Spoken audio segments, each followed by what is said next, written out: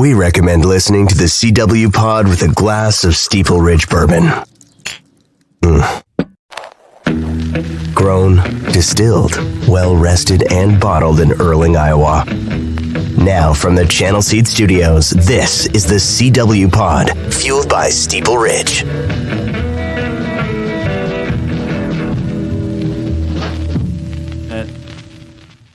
Doesn't that make you want to drink some bourbon, Ross Peterson? Tickle your fancy? Ooh.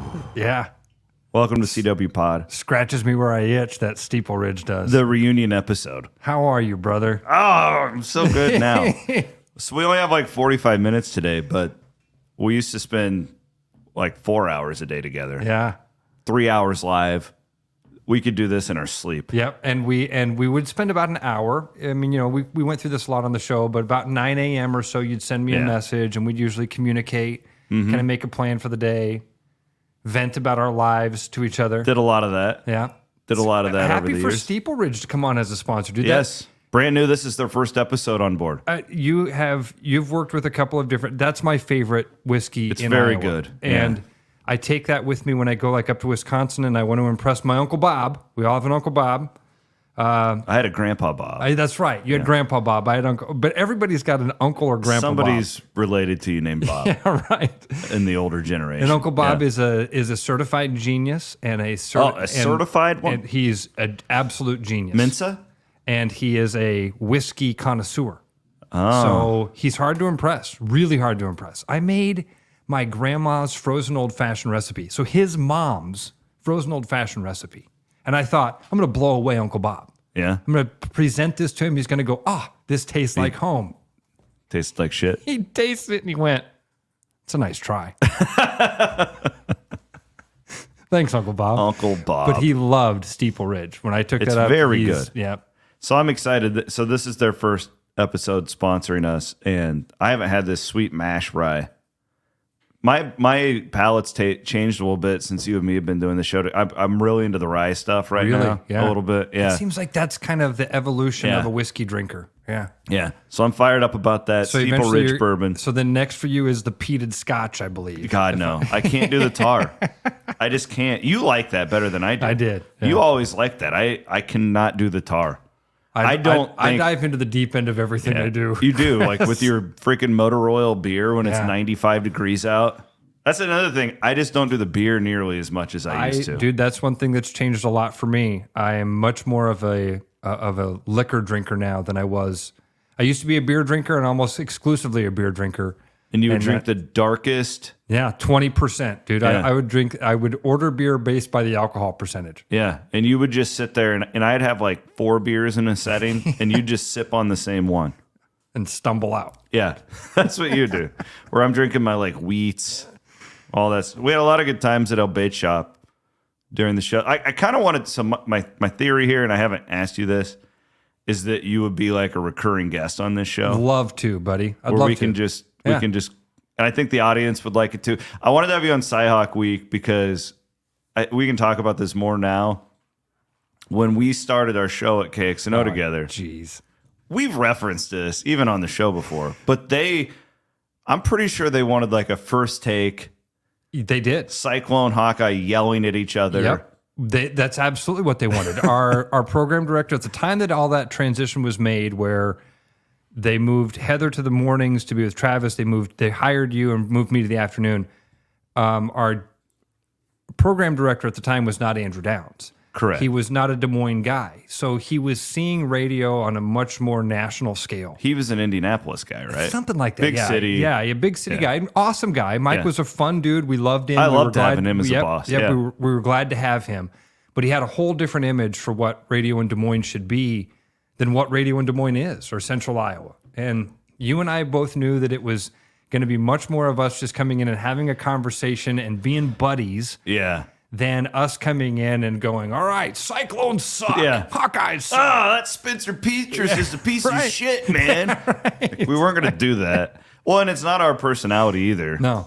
Because I've hit this with some Iowa State fans over the years, not many, but they want me to be more adversarial towards Iowa. And like, it's like, I don't necessarily like Iowa. Mm-hmm. Like I don't sit around rooting for Fran McCaffrey. Right. Like, I don't. Neither do I, by the way. Yeah, most Iowa fans don't. Maybe not the best example.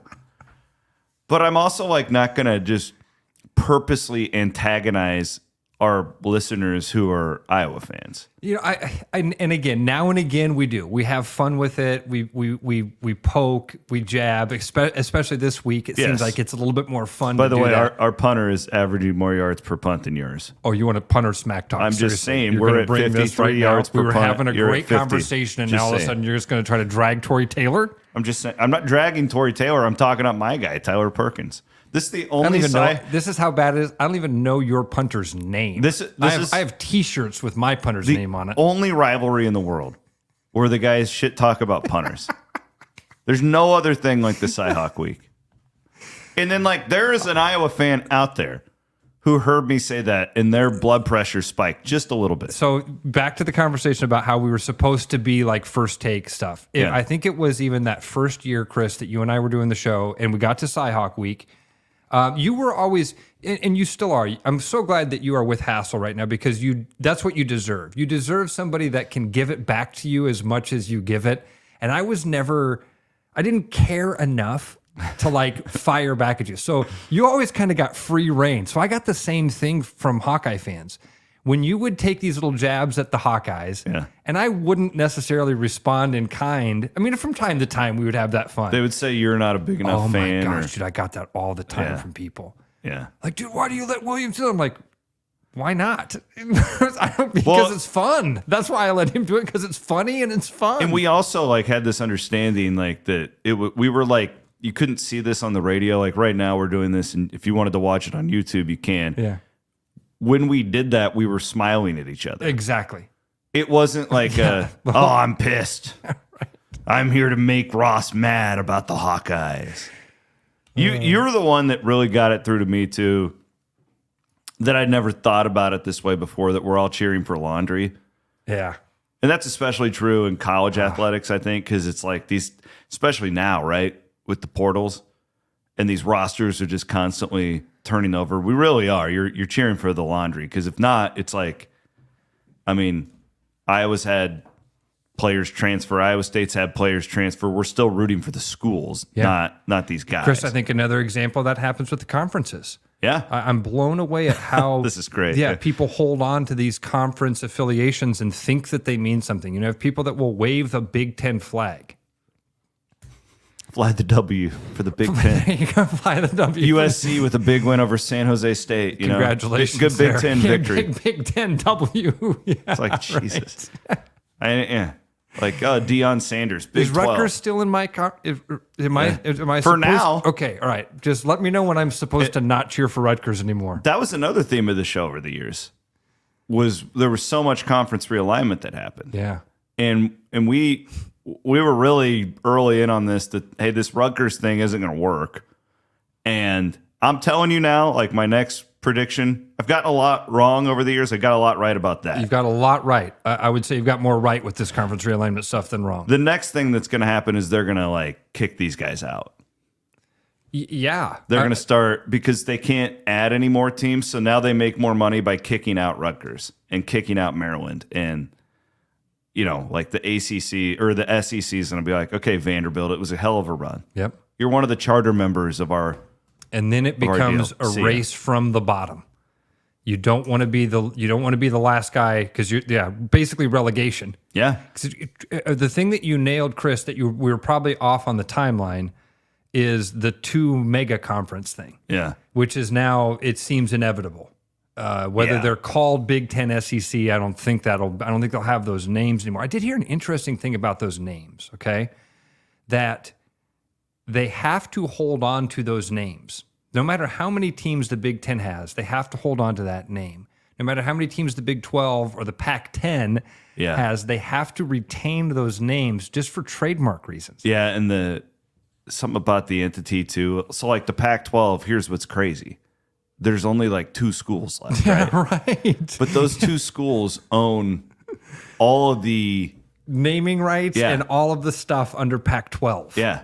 And they own like the playoff access and like all that. So it's all Oregon State and Washington State. That's wild. Yeah. Now they could leave, which I think that they probably will because they don't have anyone to play. Leave what? Like, what are you leaving? Who do you call? Yeah, I mean that's a good point. Where's the email go? I didn't think about it like that. Or is it like Michael Scott declaring bankruptcy? I declare we are no longer in the Pac-12. Just say it loud enough. You always make me think. I miss you. Ross Peterson from KXnO hanging out with the CW Pod. We're presented by Steeple Ridge Bourbon, and we are in the Channel Seed Studios. So another thing that I used to just love needling you to get you going on the name, image, and likeness stuff. Yeah, that was a big one. Well, yeah. And I thought about you last night when Clemson lost to Duke. And it's just like, oh, that's weird. The guy who once said that he would no longer coach football if the players were getting paid is really struggling in this era. And that would be our guy, Dabo Swinney. Little old Clemson. Clemson. I think of you every time I see Dabo. He's the worst. He's one of them. He's right there, man. He's right there. Where are you at on all this now? Like, now that we've seen it play out, because you were always fear mongering. They're lying to you. Yep. Now that you've seen it play out a few years, has your mind changed? Has your thoughts changed? Maybe slightly. Okay, there's been a lot of unintended consequences, I think, that happened. But my overall thought on it, Chris, is that we're kind of in the mud right now, and we just got to get through the mud. I think we're headed in the right direction. Bloom and I have talked about this a lot. Mm-hmm. And I think eventually we get to the point where this all is in-house in the universities, whether that means dissolving connection with the NCAA or the NCAA just revamping its entire structure. But I think that eventually we get to the point where all this stuff is done in-house. It looks a lot more like contracts with employees between the universities and the players. And right now we're just in this weird transition period where there's going to be a lot of nefarious actors, which I think we've seen a few of those, but they're getting weeded out pretty quickly. I will say this too, though. There have been there's always been nefarious. There always will be in anything, right? No matter how many, right. Yes, there will be people that break the rules or that just think that they found a loophole and try to exploit those loopholes. And I think you're right, that's going to continue to happen. But for the most part, I think that NIL has been fantastic. I'm really happy that it hasn't turned into that you see, I don't want to say just as many, but man, you see a lot of women succeeding in this marketplace. And that has been fantastic because one of the very first things that we heard was, well, the ladies are going to be left out in the cold. It's like, man, they're actually being brought to the forefront in a lot of these cases. If you're a female and you're, let's just say it's somewhat attractive, right? Like, there's no doubt. Just being honest, that's a huge component of it. These like soccer players or whatever, they're out there on Instagram and they have this whole. Livy Dunn? Is that the girl from LSU? She's the gymnast. I mean, why is she famous? It's not. I have no idea how good of a gymnast she is. I actually don't think she's great. I mean, she's okay. But she's good at social media and she's smoking hot. So there you go. Now, I wonder if that would be the case. I hadn't thought about this because we're entering a bit of a double standard here. But like if a guy, let's say that Deion Sanders' kid, if he just started taking pics of his six-pack with like dumping water on him, right, and his abs are shining, would he be able to get, Jacqueline, would he be able to get an NIL deal with like Calvin Klein or something like that? Looked at Jackie. Well, I'm just saying, like. Wait, this, Jacqueline, is that we actually called this, though. I know we talked about this on the show. We absolutely did. That these Instagram models and stuff like that, in those basketball players from Miami. And I always brought it up in the because one of the scare tactics was Title IX. One of the scare tactics was always, you're not thinking about Title IX. If the quarterback gets paid, he's going to have to share the money with the volleyball team. No, you don't understand Title IX at all. Yeah. And a great example of it is Caitlin Clark. Yes. Caitlin Clark is going to make a lot of money playing basketball at the University of Iowa. She shouldn't have to, and she's not going to have to share a dime of it with the wrestling team. Yeah. Sounds like the basketball team might get some of them dollars, though, huh? I am wondering with the Title IX thing will be interesting if the universities start paying. That's when it will become a thing. That's when we'll get into the. That's when the lawyers will get involved. Yeah, exactly right. You nailed it. How is your thoughts just in general on the Cyhawk thing? Because we Oh boy. It was always fun for me because people always really liked you. I thought Iowa State fans. Yeah, I for think the it was most part. because I genuinely didn't have that Hawkeye hate thing about me where I learned that a long time ago, man. It was a kid by the name of Casey Shelton, played football at Iowa State. He was an offensive lineman. He grew up in Pleasant Hill. Okay, yeah, I remember this. Yeah. This was, so I never understood rooting against a kid that I grew up around. Yeah. Just because he wore different clothes than the ones I was born to cheer for. It seemed dumb. And I think the one thing that helped me out with Cyclone fans was when I was adamant about Fred Hoiberg sticking around, that he was going to build a legacy and do something special and amazing. Now, everything has worked out, and I'm really glad that TJ's here because this feels right and awesome. But I think that's what kind of helped win Cyclone fans over, is that I wasn't a jerk, except for 1 week out of the year. Was that and then remember the Jared Uthoff thing and those guys at Wide Right and Natty Light like quoted you, and then that turned into a thing. I don't even actually I got to meet a lot of those guys. They're good guys. And they were. That got taken out of context though. You were responding to a guy who was being a dick on the phone. Right. And I responded in kind, which I shouldn't have done. You were very sarcastic. And you and I both know, we learned these lessons. Like, you shouldn't ever use the radio station as a weapon, because it's a 50,000 watt howitzer, man. You could level people. It's dangerous too, especially when you're putting these guys in their 20s like we've been, and you just don't have the scope of perspective to know the right way to say it. Like, you don't understand the power of it, and it takes messing up. You and I have shared those stories. Absolutely. You say the wrong thing, and it gets back to the wrong person or the right, whatever it is. People can make anything sound in their head the way they want it to. Yeah. Like that deal when those guys quoted you. I mean, if you were to just read that with no context, it's like, who is this dick? Like, this guy is a total jerk. But if you would have listened to it in the way that Iowa State fan was talking on the call, and then your response, it's like, oh, yeah, Ross is fired up, but he's got a reason to And be. I remember that call. There's a few specific moments over those years that you remember, right? And I do remember that call, and I remember trying to kind of talk that guy off. We were the ledge. at El Bait Shop, Yes, too. we were. And I tried to respond nicely and say, hey, no, don't. And like, hey, you're pushing the wrong And he buttons just kept here. being And he an kept ass. going, and that was when I went the verbal volcano on him. And then those jerks at Wide Right and Natty Light. Aiden's a Wide Right and Natty Light guy, by the way. I did get to meet most of those dudes and loved every one of them. They really They're were good people. were Say what you want fantastic. about them. I don't care. Say what you want about them. They're your friends too. You can talk. That was pre-Aiden. Aiden was in like middle school at that time. Oh, don't remind me how old I am, dude. So I'm kind of getting to that point where I'm 39, and I'm about ready to cross into the dark side with you, brother. Sipker and I were at RVTV last night in Ankeny, and we were talking about the midlife crisis thing. Like when you get to 40, because he's exact same age as me. Yeah. And he's like, well, I'm single. I can just go out and he's like, you can't do that. And we're just kidding, obviously. But I'm like, no, it does hit though. Like there's this, you know what my thing is?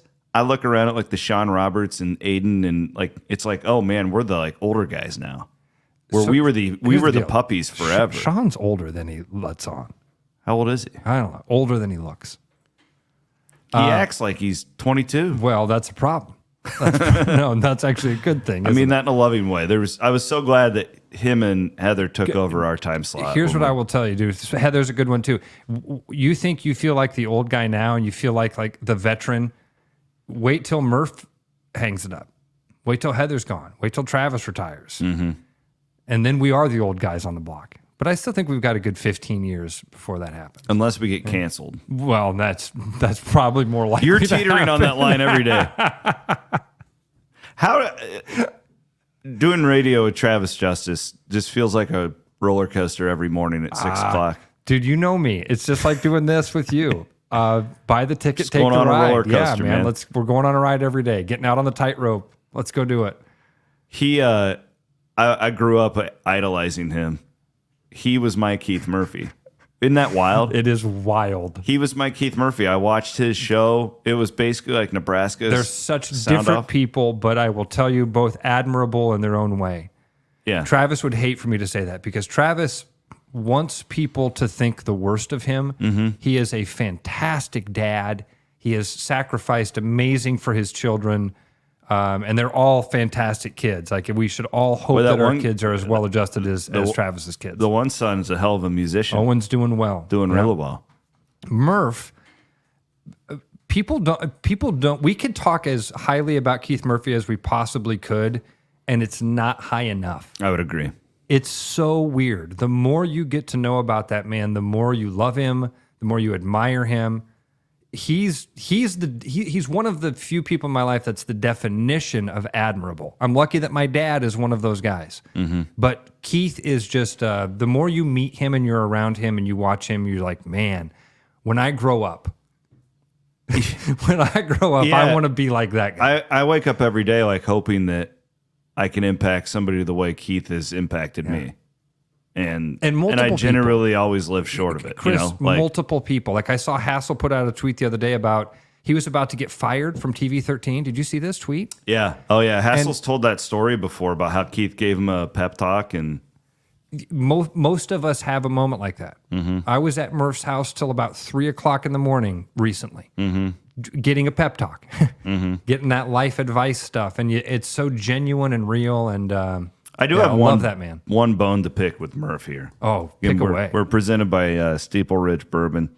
The whites, if you haven't bought it before, get the white bottle first, the white label, and then I want you to upgrade to the black label. Yes, smart move.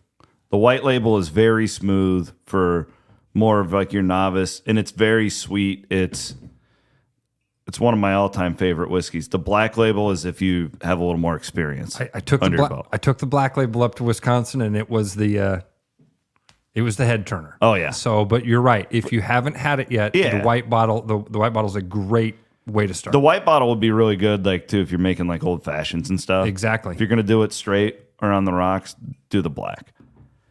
So we're at RVTV last night, and I was emceeing it for the Ankeny Prairie Trail. They had me come in, and you know how it is. You get with the guys, and we're all and we start telling stories. Oh yeah. About times from the past. Okay. When I actually told the story on Two Guys Named Chris this week about you and that guy at the barbecue joint getting in a fight about the state fair. Yes, that was a good one. You'll have to go and listen to that if you haven't already. Okay, I'll have to go back. I didn't hear that one. It's one of our memory things where it gets foggy, especially all the beer we had drank that night. Or whatever. I'm pretty sure you and I got done with our show that day. Do you remember this sitting around the camper? And we were drinking moonshine. We were. You Yeah. were absolutely right. Actual moonshine. Was it in Humboldt. Humboldt. Thank you. I almost said Decorah, but it was Humboldt. We drank moonshine with those guys. I learned about corn dryers, grain dryers technology. We went to that brewery and they gave us those giant like pint, like Yes, you know, they did. either Yeah, like pint boots glasses, or whatever right, it was. Right. And then we ended up at the barbecue joint, and that guy who had hands the size of hams. Vinny, God, the man was massive. Vinny, and then his son Dale. Yeah, but then And you and Dale got in a fight because Dale was conceived at the state fair. I thought it was Vinny. I thought it was the dad Vinny was that I was arguing with. No, you got in a fight with Dale See, I don't even remember. because it was something about like who's more. Who's They were more they were like- trash talking the state fair. And I remember I was because the same thing as the caller. I was like, "Hey, that's my backyard. Like, chill." Like, yeah, well, we spend 1 week because they camped there, right? Yeah, and they're yeah, like, yeah. "Hey, we camped there every year." Well, that was when it kind of turned. I'm like, "Wait a minute, you guys come down there and this is like your vacation." And you're trash talking your. If I went to Maui once a year and spent a week there, I wouldn't be like, "Oh, Maui's a shithole." I'll never forget that Dale, who's a great guy, seen him a couple other times. Yeah, since then. they are. They're wonderful people. Dale goes to you, and I'm sensing that this is not going in a great direction. Okay, and I'm like, oh, God. You saw the vein in my Yeah. forehead. That Ross's was always veins popping out. They're talking about the state fair. Good God, where are we going here? And Dale was like, I was conceived at the state fair. That was I remember that like. And that was the tipping point. And then you lost your goddamn mind. And we're like, Ross, these people They're having us into their We were barbecue in joint. their restaurant at like 2 in the morning. And Ed Wilson's like making ribs in the back. Yeah, they're letting us. It was an awesome night. They're being super hospitable, and here is the East Sider talking shit about the East Side. So, bring this up last night, and I love Keith Murphy. I'd take a bullet for Keith Murphy. I'd do anything for the man. But the fraudulent moment in Albia with Lee Greenwood. Lee Greenwood. Lee, can I cuss on Yeah, this? you can say whatever Lee you want. Motherfucking Lee Greenwood. That son of a bitch. The fraudulent Lee Greenwood. So, we were having a good time. Then you had to bring up Lee fucking Greenwood. I know. The 4th of July used to be my favorite holiday. And now Until I met Lee Greenwood. Lee fucking Greenwood. So we're in Albia. It's one of my all-time favorite stories. I've got a great memory too when you're done. Okay. Well, I got a great one. Okay. And Ross and I we just like, we love the 4th of July. That became a theme of our show. Yeah. Yeah. We're very patriotic people. We had the 4th of July spectacular every year. Yeah. Extravaganza. And so we're like, man, this would be great to get, the Americana, just get Lee on the show, talk to him about our love for the troops, just and the do flag. the flag and all that grifter And all stuff. the freedom. Yeah. We love freedom. We love the United. We love the red, white, and the blue. Nobody loves freedom more than the fanatics. You sound like Donald Trump. It was intentional. Thank you. Glad I'm I the nailed biggest. I'm the biggest freedom man. So we talked to like the guy at the radio station in Albia, and he's like, "Oh yeah, I got Lee's cell phone number, and like I'm tight with Lee." And Lee's manager tells us to come by his bus at like 2:00. We got to go on the air at 4, so we're gonna record this thing. And I don't quite remember. Were we knocking on Lee Greenwood's bus? No, we pulled into that dirt parking lot. Yes. And one of his handlers or managers or something was outside because there were a couple of guys like working on the stage and getting things ready and, unfurling the flags or whatever they were doing. Nonsense. Yeah. And Red, white, and blue. we saw one of them and we're like, hey, we pulled in your Cyclone Fanatic trucks. I mean, we weren't random strangers. No. We were. And they knew we were coming. That's right. Yes. So we went up to this guy. We're like, hey, we're Ross and Chris. We were hoping to get just a few minutes with Lee Greenwood. And the guy's like, he right away was sketch, right? He's like, I think Lee's on the bus. Let me go on the bus and see. He doesn't know where Lee Greenwood is. Exactly, right. Like you lose Lee Greenwood it's in Lee, Albia. It's Lee motherfucking Greenwood, okay? I got an idea. He's in the red, white, and blue bus. I'm going to take a gander. Yeah, that bus hits an guess. American flag. Yeah, right, that says Lee fucking Greenwood on it. And then God bless the USA. Wonder where Lee is. Maybe he's over there at the... I think he's under the red, white, and blue smoke. That's where he is. So anyway, the guy's like, I'm going to go check on the bus. So he walks on the bus. The way I remember it, he wasn't on that bus for 30 seconds. No. He walked on the bus. He totally lied He to us. obviously like popped his head and he was like, hey, do you want to do an interview? Lee said, nope. And he walked out. He's like, hey, guys, sorry, Lee's not available. Which we're pretty sure he's like napping. He's in a dirt parking lot. Yeah. In Albia, Iowa, 6 hours from when the flag... We're literally standing beside the Freedom Rock. Yeah, right. We were out there. Albia's got that beautiful and they got all the Veterans flags. Memorial thing. Right. Gorgeous, yeah. That's where it was. And this Lee bus was just sitting there. and they Nobody else around. And the guy was like super off-putting about it. Yeah. And it put a bad taste. And then we had him on the show. Do you remember that? He did. He was on the phone with us like the next year. He right? played it like Wild Rose, and Liebel hooked us up with it. Yes, and it was a disaster of an interview. Yeah. He didn't want to be there. We didn't want him there. Yeah, we were just doing a favor for the sponsor at that point. Let's be honest. Trying to help out our buddy Liebs, And like then- we always did. Oh yeah. And then there was another funny thing. Lee Greenwood played at like halftime of an Iowa State game at TCU one day, and I'm just getting every Iowa State fan that was there is tweeting at me, "Hey, Lee fucking Greenwood's on stage. We're throwing shit at him." So Keith Murphy, one of the all-time fraudulent moments, because Keith doesn't have many of them, so I got to. He stands up there, and it's this picturesque setting. It was. Like, it was beautiful. It was. But because by the time he came on stage, the rain was falling. I mean, it couldn't have been more picturesque. And like these, the entire town of Albia is there. Yeah. There's all these flags. And Keith stands up and he goes, he thanks everybody for being there. And he goes, God bless RVTV. God bless the city of Albia. And God bless Lee Greenwood. And he brought him onto the stage. And just it's a great intro. It's a great intro. I mean, Murph, as what if God doesn't want to bless all these things? As fraudulent as it was. Okay. And as Keith knew what he had done to us. Murph knew what he was doing, but Murph still delivered. Yeah. That's what you got to respect about Murph. He did. In the moment when he wanted to go, hey, everybody, one of the biggest frauds you're ever going to meet, Lee fucking Greenwood, and drop the microphone for let Lee pick it up. That's what he wanted to do, but he's a professional. What's your memory? I don't remember which town we were in. People are going to remember this because the guy was pretty well known in his community. Oh, my God. Wall Lake? Rockwell City. Rockwell City. That was the night that Meth Head got on TV, and we were talking about this one last night, too. Do you remember that Meth Head? Sipker kept telling her to talk to me all night.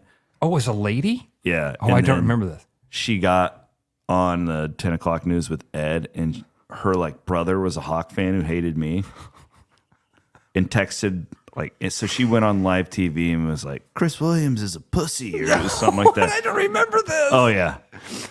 Okay, but I wish I remember the main that. event of this story took place at about 7 o'clock at night. We were in the RV.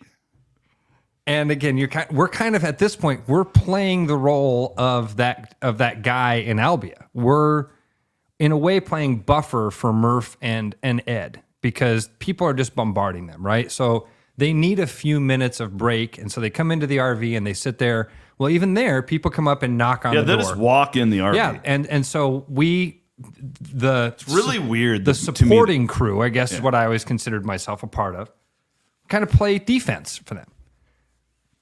So we're in the RV, a whole bunch of us are in there, knock on the door, and I happen to be the one closest to the door. So I open the door, and there's this very friendly, elderly gentleman. He's probably 80.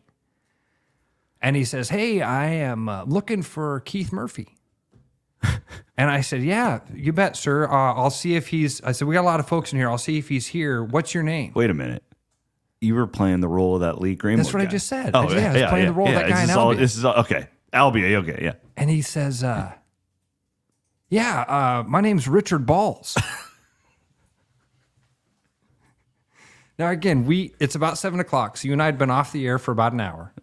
Had a few pops. We'd had a few beverages. We went after it pretty quick when we got off the air because it's maybe even the last RVTV. hour of the show, if we're being honest. Probably. I can say that now. I don't know if you can. Sure.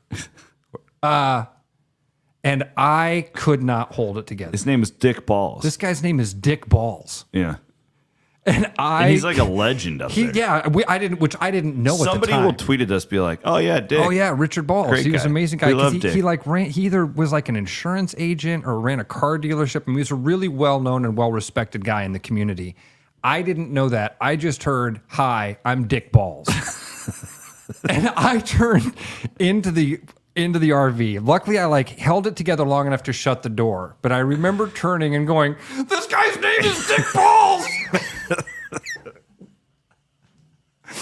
And Murph, again, a consummate professional, man. Murph gets up and goes to the door and walks outside. The anti-Lee Greenwood. Yeah, right. He walks outside, okay? And I am in hysterics. I can't stop laughing. And I can't stop saying the name Dick Balls over and over. I'm like, oh my God, I hope Dick's still with us. Yeah, me too. Because he made his community a better place. Seemed like an awesome guy. And I don't mean to make fun of it. Just the moment hit me. I was a little bit drunk. I was a lot goofy. And this guy said his name was Richard Balls. Yeah, let's be honest. We're on these trips. We're away from our wives. You're being sophomoric anyway. Yeah, that's what we do. Those trips are Scott had a good idea, Sipker, that they should really do a documentary because they have all this footage over the years. You're right. So Murph, the best part of that was about 15 minutes later, Murph ends his conversation and he comes back to the RV. And he's like, Ross. He's like the mayor. I had to walk that guy further and further and further away from the RV because all we could hear was from the inside of the RV, you cackling and going, his name is Dick Balls. That So then, all night long, I kept saying that, and everybody would be like, "Oh, you met Richard? Yeah, awesome guy." Dick. You met Dick. Like, oh boy. Oh, those were some good times, man. It was such a great. Some year we need to run it back and do the whole trip. In fact, I was in. We need to run it back. I was at Eric Zamora's wedding yesterday, so I wasn't able to get up to Ankeny for RVTV because I wanted to come up. Fanatics producer. Yeah. Eric Zamora. Yeah. Finally tied the notch. Tied the hitch. Yeah. Tied the knot. Tied the notch. I don't know. It's been a long couple weeks. Where the hell did that come from? Tied the notch? I was going for knot, and it just didn't work out for hitch. me. Something about hitch. And I haven't even had any of this wonderful Steeple Ridge bourbon in front of me. That sweet mash rye. I haven't. Is that like brand new? Because man, if it wasn't 9 o'clock in the morning, I would offer you a drink. I just feel like it's a bad. You got to go to meetings. Yeah. Cy-Hawk week. Yeah, I got a big day today. Another theme of our show over the years. Have you paid any attention to this UFO stuff with the government? Of course. Come on. Of course. You know me and the conspiracy theories. What do you think? I'm up on the tip, because baby. we have actual footage of real government officers. We've got this old CIA guy who claims to have seen unhuman like beings. Remains, right? Or what did he say? He used the word remains. I think unhuman is the word something like that. I remember that. Non-human or something like that. We're going to we'll bring you back in. I already have a couple of ghost hunters lined up for the Halloween episodes, but when we can get into this more, but I always want to pick your brain on these because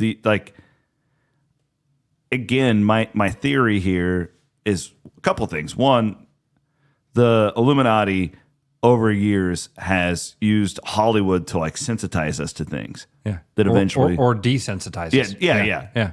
I'm sorry. No. Again, I think they both apply. Yeah. I really do. Yeah. And I just wonder, we've had the Independence Days, we've had, this has been a thing. I don't necessarily know if we've got alien remains. I'm not going that far. Yeah. But we are, again, Ross, this has been my point to you for 10 years. We are at the point, not all of these people are nuts. Right. Not all of these videos are doctored. Right. Many of them are. Yep. And some of the people are nuts. Yeah. Some of these people are crazy. Yep. Some of these people go out wanting to think that they see a UFO and they have convinced themselves that that's what it is. 100% right. And for the record, I have never seen anything like that. I've never had a personal experience. But my thought all of these years has been not everybody's nuts. And now we've got the government having open Senate sessions about this stuff. So here's my thought on it, Chris. We are probably still as a collective in that scary area where if they came out and said there are aliens, I think people would freak out. You think so? Yeah. I still think that most people would panic. Just go out and buy a bunch of guns. I don't know what they'd do, but I think people would panic. I think a lot of people would. So we're probably still a good generation away from. Do you think Eli and Cammy would just be there's aliens in 30 years? I don't know, man. It all depends. I mean, my daughter is locked into all this stuff. But right now, if even as much as you've talked to them about it, if kids knew that there were aliens, it'd blow their minds. Would be bad. It would be bad. So I think we're probably a couple generations away from it. Now I think about it. We've got we're slowly getting there. We've got freaking spacecraft at Pluto, beyond Pluto now. Yeah. It feels like something's coming at some point. It's a big. And I've even learned big space out there. I've had more time. That summer last year after I stopped at KXnO, all I did was read for about 3 weeks. That's good for you. Yeah, all I did, and I've become much more aware of how vast and how small we are. Did you ever watch? I just got done fishing up in Canada. There's no better feeling for how small you are and how insignificant and how we make our own problems. Oh, you yeah. sit there on a rock in the middle of a lake and watch the Milky Way go over your head, and you go, okay, I don't matter. And we all think that every little problem in our lives, that guy who just drove by you on the interstate doesn't give a shit. Oh, and he's got his own. He's got our his problems are so small. Yeah, got his whole own stuff he's dealing with. Yeah. Did you watch? I think I sent this to you. The Netflix, the 4-part deal on the chimpanzees. Yes, I did. You didn't send that to me, but dude, God. I watched that Chimp Empire. Loved it. Loved it. So again, like it makes you. I've talked about this a couple times now. I'm so glad you've seen it because I don't have anybody I can really talk about this thing with. I was so enamored with that. Yeah, I was too, dude. I loved it. And again, it's like you got these whole like chimp deals going. Like they don't give a shit about us. Like isn't it fascinating that like these human beings can be there with a camera and these chimps like don't even like acknowledge them? I'm glad we're talking about this because one of my fascinations with it was I wanted to almost dive into like the backstory of how long does it take a Jane Goodall type of person to sit there and observe before you're able to pick up? Because there's actually it's wild. The producer of that was on Rogan. No way. Yeah, I'll send it to you. They talked for like 2.5 hours. Oh, I'd love to listen to that. It's fascinating. Okay. We've been there, like humans, since like 1991. No kidding. Watching this particular, explains how they knew. That's how they had all the background hierarchy. Okay, on all these chimps because they've been like recording it since 1991. Yeah, for 30 plus years now, you've been. And they finally felt like the chimps were in good enough of a spot to have humans just around them 24/7, where they wouldn't like kill us. And it, and again, like so, another book I read, it's called *Sapiens*. Okay, you should listen to it. All right, it's like you can get it. I on love Apple how you know Books. me so well. Yeah. You didn't say read it. You said listen to it. I love you, brother. I know you're not I'm not going to read it. I'll listen to it. I saw it was on the Apple Books for like $4.99. So okay, you can, it's cheap, and it's like the evolution of humankind. Oh yeah. And it talks about like one of the things that we always get into oftentimes in a deteriorated state. Like we act the way we do. Some people are just bad people. Yeah. Some people are they're liars. They're oftentimes though, like Scandinavian people will act a certain way because of their ancestors and how like they evolved. You can do it in the United States of America. Talking to strangers. Yeah. Malcolm Gladwell. There you go. He breaks that down. About, yes. Like people in Minnesota are much more peaceful than people in Alabama. And it has to do with very real reason for it. Yes. Yeah. In this book, *Sapiens* goes all the way back to like the evolution of like when we were chimps and like the DNA and how we broke off like and became Homo sapiens and like the chimps like stayed in their whatever DNA that they're. Dude, I'm down. I'm going to listen to this. But when you watch this Chimp Empire show, you sit there and you go, these are animals. These are chimpanzees, but like how similar they are to how we act. They have a civilization. Yeah. And you've got this guy in the corner who's going to try and backstab that guy. This guy's trying to work his way up to the top of the food chain. Oh, this Gus was my favorite chimp. Yeah. And and he's just like chill. He just sits in the corner. He's just trying to he just wants people to like him. He's really kind of nice. like a safety net. When some of the chimps are falling through the cracks, he rescues them or at least keeps them in the fold. These chimps will like, if they're at the bottom of the food chain, they'll like try and curry favor by like grooming the other ones. Mm-hmm. And it's like, how many times like do you see people suck up to somebody in power that are humans? I'm so glad that because there were so many similarities. It was such a cool thing, until they start to murder each other. Then it's like, wild. Oh yeah, people do that too. And then what they do to the monkeys. Oh, they're out that deal. Okay, we got to get going. All right. Do you have a quick thought on the game Saturday? I mean, pain. I know that you've been in, That's my thought. you've been in Canada fishing. I can't see that you're really too. I did. I got to see. This. I watched the Iowa State game Sunday morning because we were on sound off until 7:00, and then I didn't leave town for Zamora's wedding till about 9:30, 10. So I woke up and watched the Cyclone game Sunday. Seems like Rocco Becht was the better quarterback. He seemed a lot more comfortable, and my prediction really is pain. I think that the over-under right now is 36.5, and that's probably a pretty close number because neither one of these offenses looked like they're ready for the defenses that they're about to see. I would agree. So we might have a spitting image of last year's game. I think it could be, man. This might be one of those ugly 14-12. We're the weirdest rivalry. Like it's strange, and that's like one of these teams is going to play so far out of its norm. It happens almost every year that one of these teams is going to, for the season, not just from last week. A lot of times you go back and look at the year, and this game is some sort of weird outlier for one of those two teams, good or bad. So whichever team decides to have an outlier on the good side is going to win. Kind of feel like Iowa State's due to win in Ames, but my drawback as an Iowa State guy is that so often in this game, Iowa State will lose its mind and turn it over like 3 or 4 times. Yeah. And that's the difference. Yeah. And like with Becht, with no experience, I can see that happening. I know we have no time, but another common theme of our show over the years. Can you believe the way that Nebraska game ended? Oh my God. It's like nothing had changed. It was like Scott Frost was coaching the team. It is deja vu all over again, man. That was wild to watch that game. When I bring you back to, we need to have a nuanced, deep conversation about Deion Sanders. Okay, because I'm a huge supporter. Yeah, I know you are. Yep. And I think it's really fascinating. I think that I wouldn't say I'm rooting for or against him. I'm more of a chronicling the sport. I want to see how this works out type thing. Yeah, wait and see. Yeah. Which is the right approach. Yeah.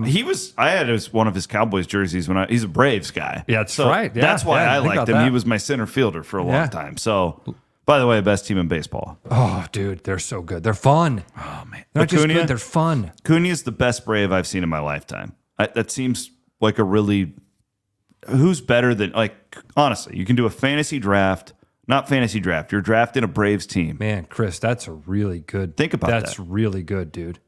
I mean, you've had some really good ones over the years. I mean, there would be Chipper. Chipper would be at the top of the list for me. Andrew Jones in his peak would be right there. And you hit it on the head at his peak. But it didn't last very long. Nope. And for the most part, he was but he's kind of low 200s hitter. Yeah, he's a Cunha light, really, if you look at statistically. I would say any of those pitchers, but I'm talking about position guys. Going back, I loved Fred McGriff when I was a kid. Yeah, he was just a guy. Yep, right. Wasn't Hall of Famer. Wasn't this guy. David Justice. Not this guy. No. This guy's different. You're right, man. Best Brave of my life. Now, if you go a little bit back further, there'd be Dale Murphy people. Yeah, you're right. And Dale Murphy came up as a catcher and then moved to the outfield. So he was a guy that had a lot of skills. So he'd be up there, and he carried the team for a generation. So he'd be up there. But, dude, that's a really good take. I like that. I was thinking about it when he got to 30-60 the other night. Yeah, that's incredible. And I'm like, Jesus, like. And people run out onto the field like they do with Lionel Messi. And the crazy part about him, too, is that he wasn't a part of that World Series run because he had torn his ACL. Remember that? I did not. And you're right. He didn't play. You're right. He got hurt. Wow. Yeah, because he was on the roster. Yeah. Okay. They've done a tremendous job, and it's really rekindled my love for baseball. And these clock rules. Because the Yankees sucking as bad as they have has kind of turned me off this year again. So baseball's a regional sport. You better hope your team's in there. Right. But I do think these clock rules have been great. I agree. Yeah. Well, we got a lot. I knew that anytime, brother. I knew that this wouldn't be enough time. Yeah. That's love good. you. Happy to be here. Love you too, brother. Steeple Ridge, baby. Pick some of this up for your tailgates coming up this weekend. He is Ross Peterson. It's been fun to reunite. We will do this again more often. Happy to, buddy. Planning on it. Aiden Wyatt with the production. CW Pod will be back next week here. Jacqueline gets no love? Well, she's just kind of sitting in the corner. Jacqueline Cordova's here too. She's working on other stuff. Oh, okay. We'll be back next week here on Iowa Everywhere.